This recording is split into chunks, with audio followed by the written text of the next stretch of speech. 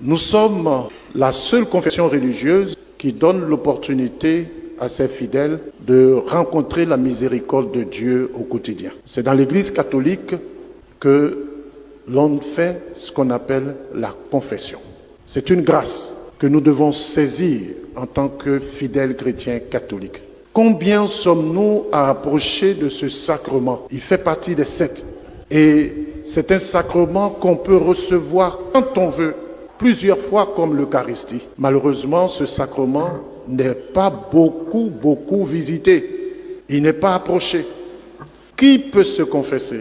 Peuvent se confesser que ceux qui sont baptisés, qui ont fait leur première communion et qui n'ont pas d'empêchement d'irriment. C'est-à-dire qui n'ont rien qui empêche qu'ils puissent exercer leur foi. Je reviendrai là-dessus pour vous faire comprendre quelque chose. Je prends un exemple.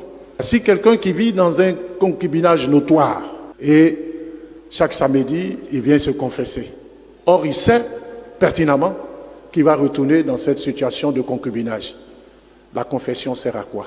Il y a un philosophe, un parent, un doyen qui disait, tu poses quelque chose qui tombe une fois, tu poses, il tombe, pose, il tombe, il faut le laisser coucher, sinon il risque de se casser. Si vous n'êtes pas prêt, mais vous attendez le moment où vous êtes prêt pour venir, la miséricorde de Dieu est infinie, c'est vrai, mais quand même, vous-même, si quelqu'un vous fait quelque chose, il marche sur votre pied, et puis il se retourne et vous demande pardon.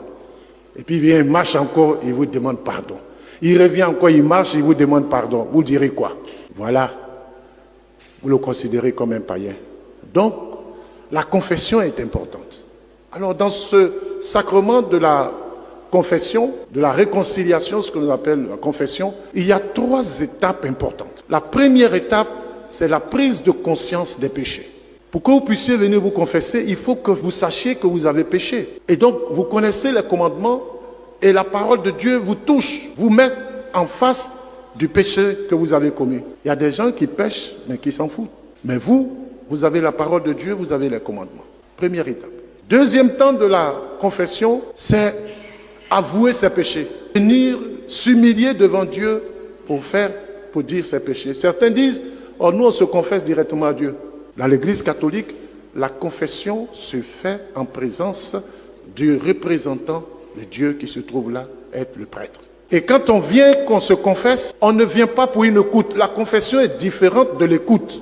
Et puis la confession, ce n'est pas le lieu d'une justification du péché. Vous avez volé, j'ai volé. Vous avez menti, j'ai menti. Vous avez tué, j'ai tué. Mais vous ne pouvez pas dire, j'ai volé. Mais mon père, il faut que je vous explique. Mon patron, il ne me paye pas bien, il fait les trucs. Donc moi aussi, je trouve une occasion, je prends aussi quelque chose dedans. Ce n'est pas ce qu'on vous demande.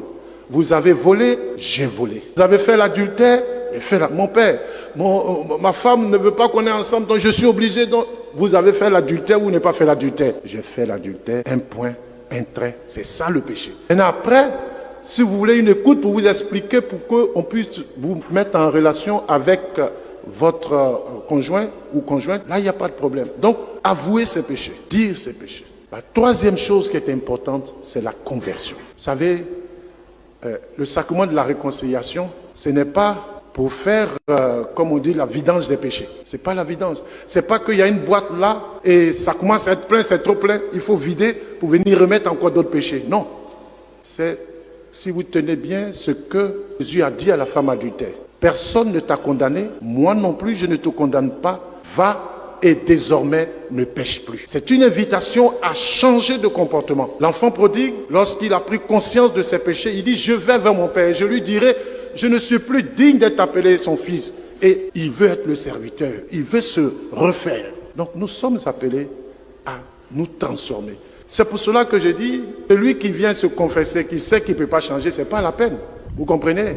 Dernière chose, comment se déroule le sacrement de la réconciliation? Vous venez, vous mettez en face du prêtre, bénissez-moi mon Père car j'ai péché. Lui, il vous fait la prière de bénédiction. La première chose que vous dites, vous rappelez la dernière confession. Ma dernière confession remonte à telle période. J'ai reçu l'absolution et j'ai accompli ma pénitence. Et vous commencez à dire vos péchés. Quand vous dites vos péchés, il faut dire tous vos péchés, je vous l'ai dit tout à l'heure. Il y a des gens qui viennent à la confession et qui mentent encore dans la confession. Pourquoi? Quand ils disent leurs péchés, ils savent qu'il y a des péchés graves, ils ne veulent pas dire au prêtre, et les péchés dont je ne me souviens pas.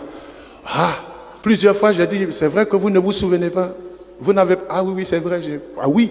Vous ne pouvez pas venir à la confession et mentir. Dites vos péchés, libérez-vous et vous allez.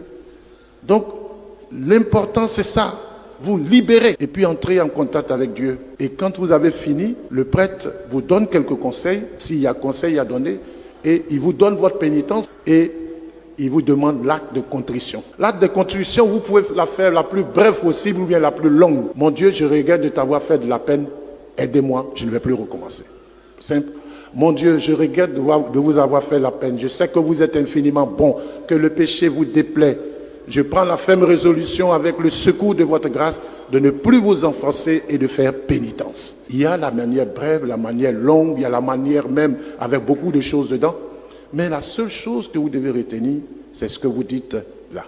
Je prends la ferme résolution de ne plus vous offenser et de faire pénitence. Frères et sœurs, la vie est courte. L'Église nous donne la possibilité de nous réconcilier avec nos frères et avec Dieu. Prenons le temps de nous réconcilier entre nous. Cette semaine, on a célébré 2 messes de requiem. On ne sait pas quand est-ce que Dieu va nous appeler. Un pardon accordé, une réconciliation faite ici, un amour donné. Ne perdons pas le temps parce que demain ne nous appartient pas.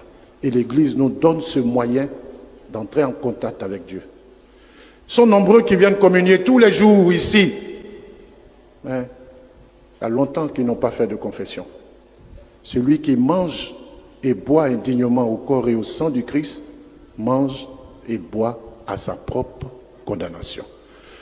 Prenez modérément ce que je viens de vous donner comme comprimé. Accompagnez de ce comprimé un peu de spiritualité et vous allez voir que vous allez vous sentir mieux à la suite du Christ. Je vous remercie.